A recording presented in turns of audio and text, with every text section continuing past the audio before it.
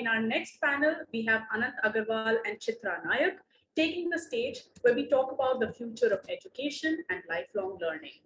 Anand Agarwal is the Chief Open Education Officer at INKtalks, guiding and furthering the company's mission to increase access to high-quality education for everyone, everywhere. He joined U2 through the edX acquisition, where he directed its evolution into one of the world's leading online platforms as its founder and CEO. As the first educator to teach an edX course on circuits and electronics from MIT, Anand drew 155,000 students from 162 countries. He remains a professor of electrical engineering and computer science at MIT today. Previously, he served as the director of CSAIL, MIT's Computer Science and AI Laboratory. Chitra Nayak is a board member at Infosys, in which Forward Air and LifeWorks. She advises startups on go-to-market. She was the COO platform at Salesforce. She's also the co-founder of Nike.org, supporting the advancement of South Asian professional women. She has an MBA from the Harvard Business School, an MS from Cornell University, and a BTech from IIT Madras. May I please request Chitra and Anant to take over the stage?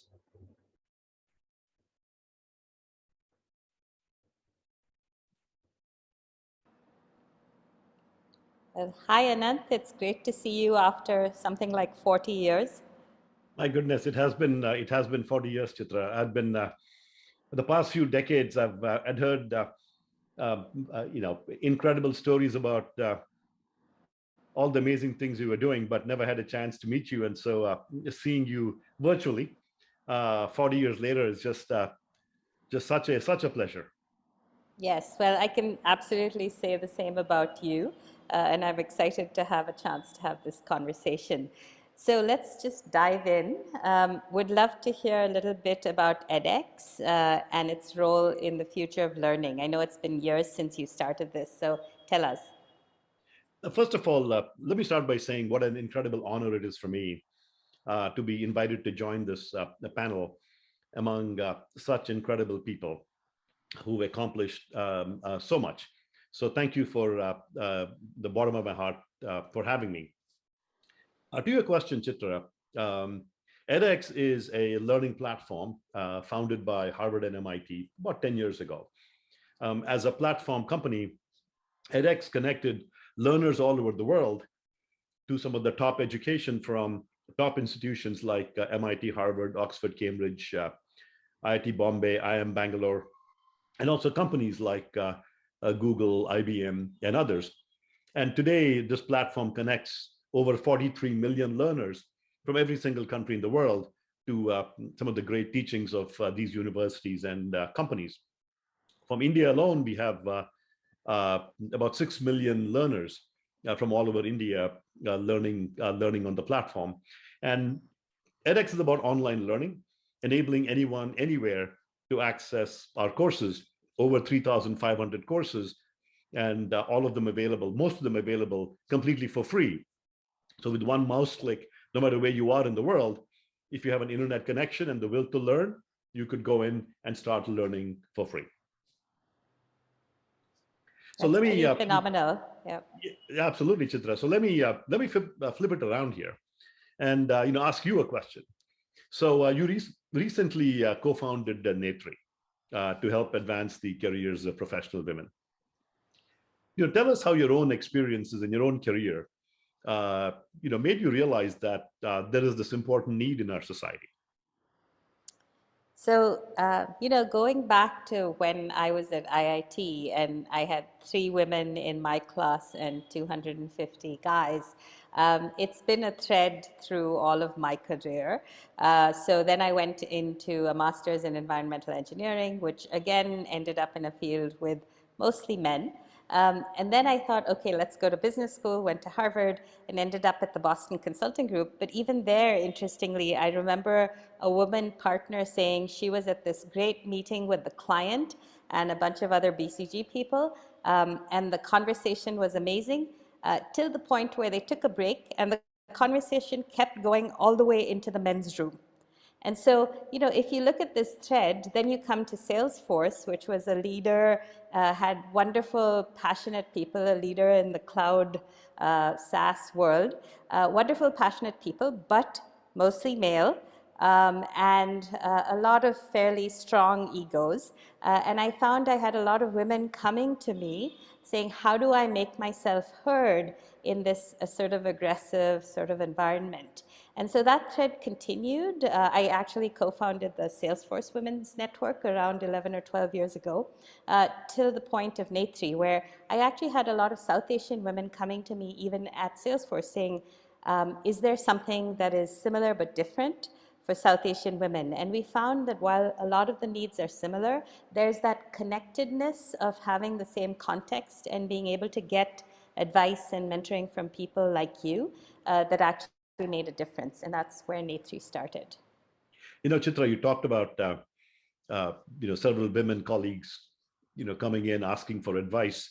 So specifically, could you say a bit about what kind of advice are women in mid to senior career positions seeking? Is there a pattern to the kind of advice they're seeking?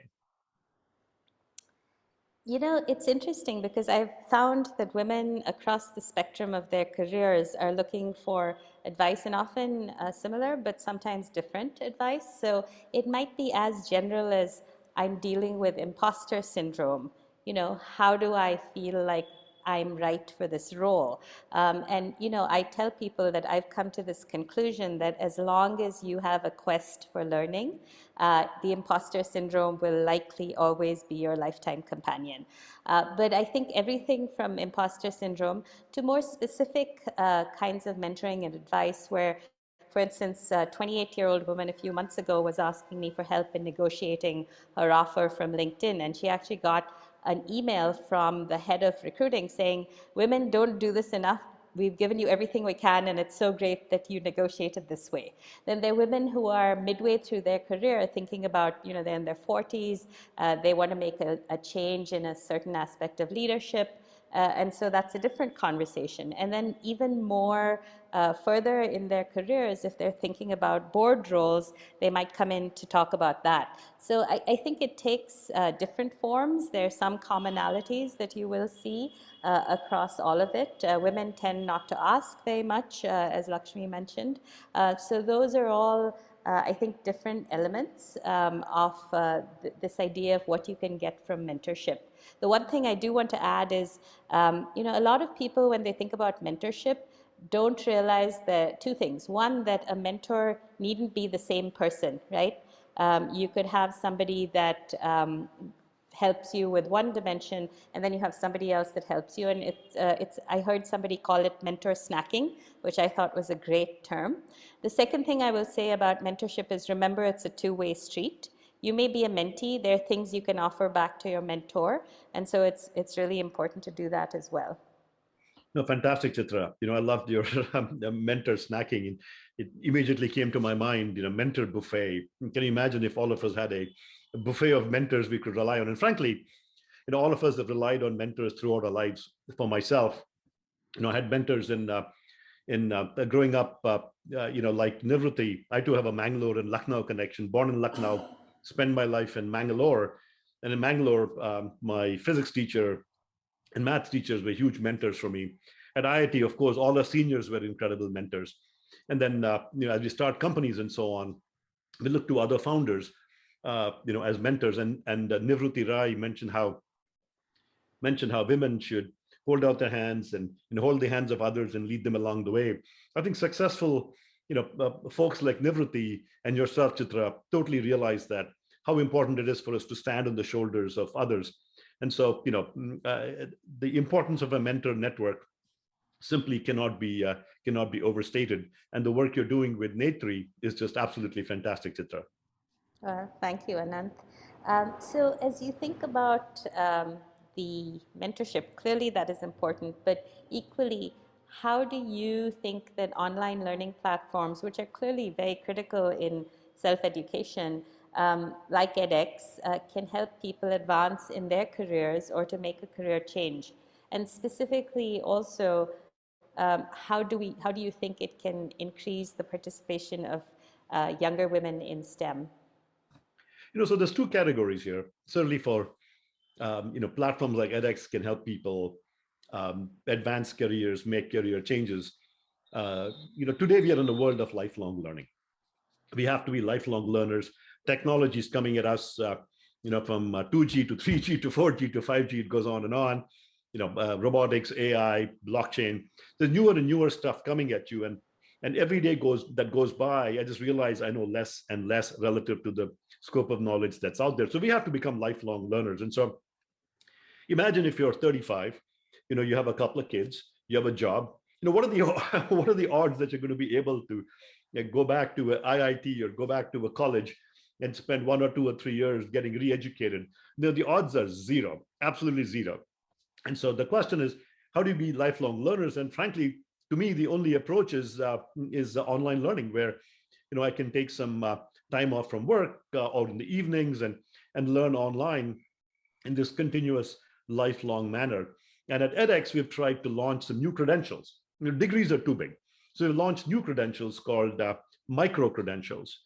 Intel went from computers to microcomputers and microprocessors. So we went from master's degrees and bachelor's degrees to new credentials called, you guessed it, micro masters and micro bachelors. So you could, if you have a bachelor's degree or not, you can complete a micro master's in the space of about 3 to 6 months in topics like data science or AI or machine learning or blockchain and Bitcoin and IoT. Well, all of these cool things that are coming out there, and on edX you can get in and learn for free. It just takes a click.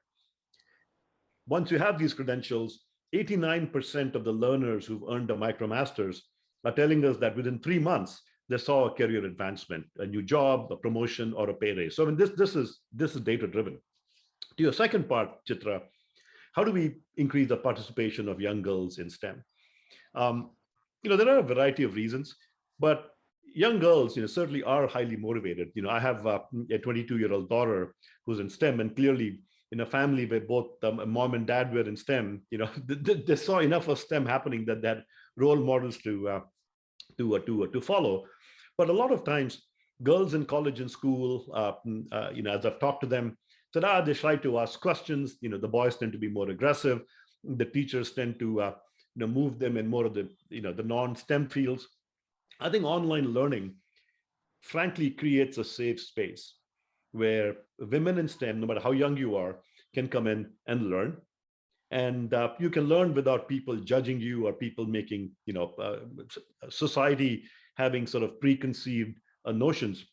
And in fact, we work with one of the extreme cases are in the Middle East, where Jordan has adopted our platform across the country. And one big reason we work with Queen Rania of the Queen Rania Foundation, who has similar motivations to upskill and get women into STEM and careers. And online learning was a big approach, where oftentimes women had difficulty going to college and so on. But online, many women taking to social networks, they're taking to online learning. And so there's a really good chance to get more participation from young girls in STEM through online learning, where they can follow their heart and their passion, and they don't necessarily have to listen to other folks telling them what they can or cannot do. So I love the sound of the micro masters. And, honestly, I hadn't thought about the leveling of the playing field that you get from online learning. So, I resonate to a lot of the other things you said, which is, especially if it's for free, it's a great way for people to come in and learn different skills. But those particular aspects actually seem extremely relevant to this population of women. And the more you hear about careers now are not career ladders, but career jungle gyms, if one can use online learning to support one's movement laterally and broaden what one can offer, it's just a very phenomenal offering. Chitra, today you're a fount of these incredible, sayings. Learning is a jungle gym. So I've already learned two things from you. Mentor buffets and not learning ladders, but learning jungle gyms. So that's absolutely amazing. So I think also the courses on edX are free. So even if you don't have the means to pay for it, you can come in and learn for free and advance your career in that manner. So let me turn it around again, Chitra, and not just through your aphorisms, but also as we've been chatting, uh, I'm sort of getting the sense that both online learning and mentoring are really two sides of the same coin. They're very complementary ways for people to advance along their chosen career path, or maybe advance in the jungle gyms. And so whether to make a career change, or whether to find advance in their careers and so on. So what do you think? Do you think online learning and mentoring are sort of go hand in hand? Absolutely. I can think of so many examples. So, for instance, my mother's attendant is this amazing, very smart woman who never had a chance to go to college. She's putting her daughters through college. And she has a daughter who's doing her BTech in computer science, who's now 21 in her third year, and she asked if I would advise her. So I had a great conversation with her, and that was the mentoring part. We talked about possibilities in her field, but also, similar to edX, Infosys, where I'm on the board, has an amazing Springboard program, which is all about digital learning and digital reskilling. And so I directed her to some of their content, and also an opportunity after she's in her fourth year to potentially go out with those skills that she can gain using their online learning platform, potentially to get a job there. So, I think that, that example hopefully is a perfect one. Another one that I bring up quite often actually is we have at NATRI a board readiness program where we take people who are thinking about joining a board through the elements of what does that mean.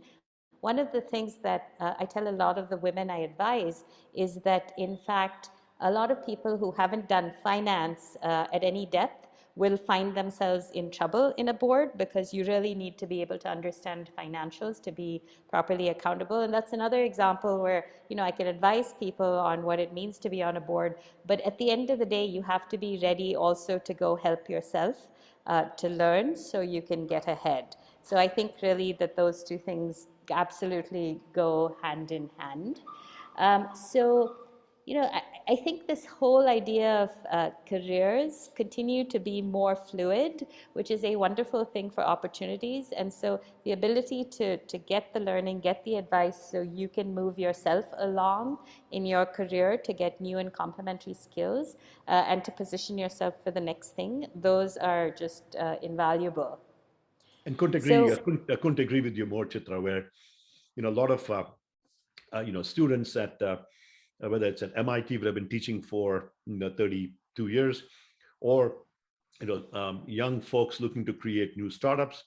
The one piece of advice I give them, whenever they say, "What is the one thing you can tell me?" I would tell them, find a mentor. And what's amazing is that, for most people who've done companies, who've taught, and so on, they're all looking to help.